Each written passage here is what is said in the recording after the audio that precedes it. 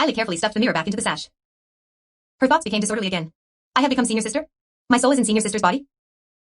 The thoughts that this was another girl with the same face never occurred to Lily. That was because senior sister's beautiful face was clearly reflected in the mirror. Lily had always been very sensitive.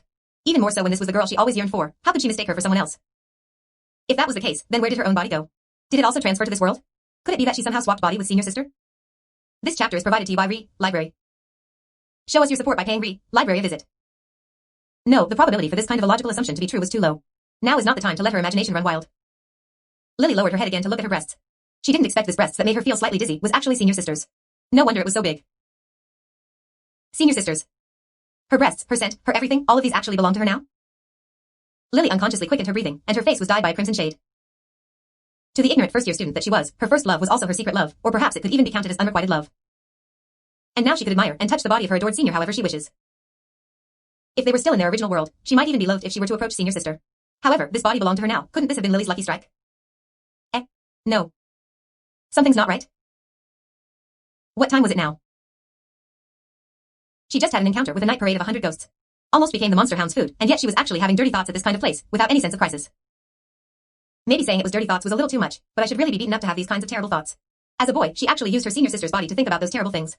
As the reserved boy that he was, he only dared to admire senior sister from afar. How could she not have any self-respect? What's more, this body belongs to her now. She can examine her body thoroughly once she's in a safe place. No, this is just wrong. My soul is in senior sister's body, then where is senior sister's soul? If senior sister knew I thought of doing these, and that to her body, well, even if she doesn't know, it doesn't mean I can do anything I want. How could such a vulgar soul possess this beautiful and pure body? Isn't this body mine now? How could I let senior sister's beauty be defiled because of me? How could I let my first love to be desecrated because of this? However, just how did this happen in the first place? For some reason, Lily felt a stinging pain coursing through her heart for a moment.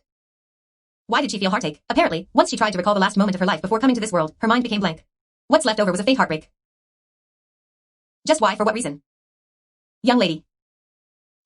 Lily was immersed in her thoughts and didn't realize a tall samurai walking over from the main road with a lantern in hand. This samurai looked to be around 20 to 30 years old. He was wearing a common kimono with loose black trousers. There were 2 katanas of different length hanging on his waist. He appeared brave and mighty. Even under the dim light of night, he carried an atmosphere of righteousness.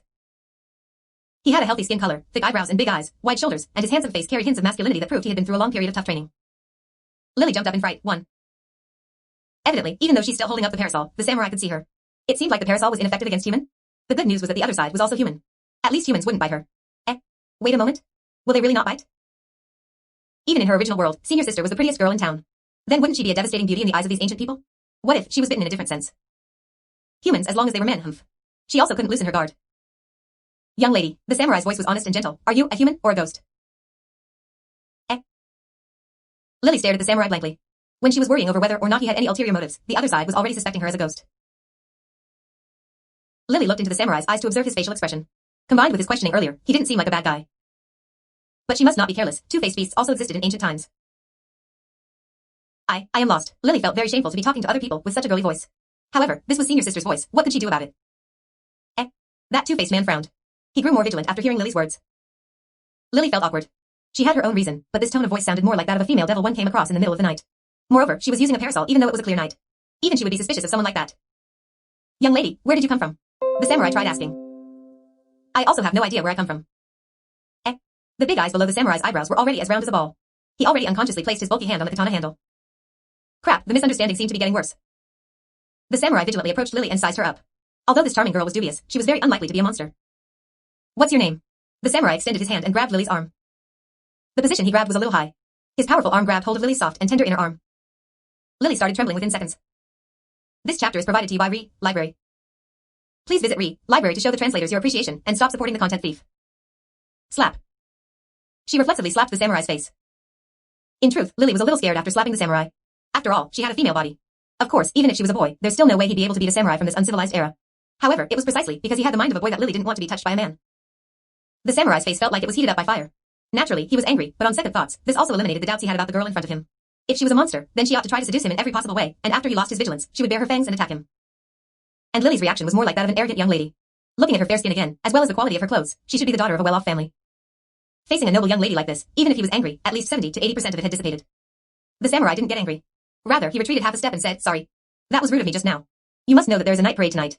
For a young lady to be out here alone at times like this, it is part of my responsibility to examine it clearly. Responsibility?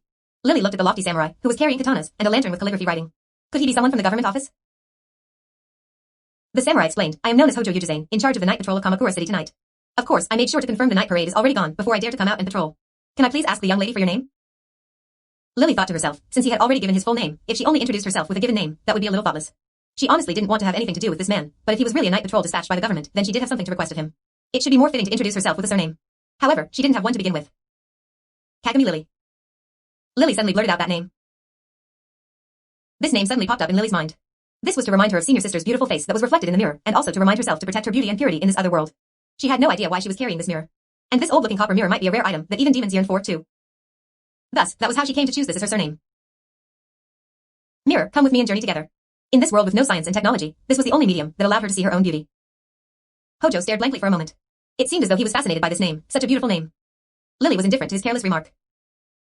Hojo also felt that he was a little rude. Thereupon, he hurriedly took half a step back and bowed. Could it be, young lady is from the renowned Kagami clan in the distant Kansai region? Oh, that's right, Lily answered without thinking it through. Lily had a really bright mind. Since he said distant Kansai region, in this ancient world with slow communication and lack of information, he clearly didn't know much about that place. Hence she easily admitted this family background. There shouldn't be a big problem.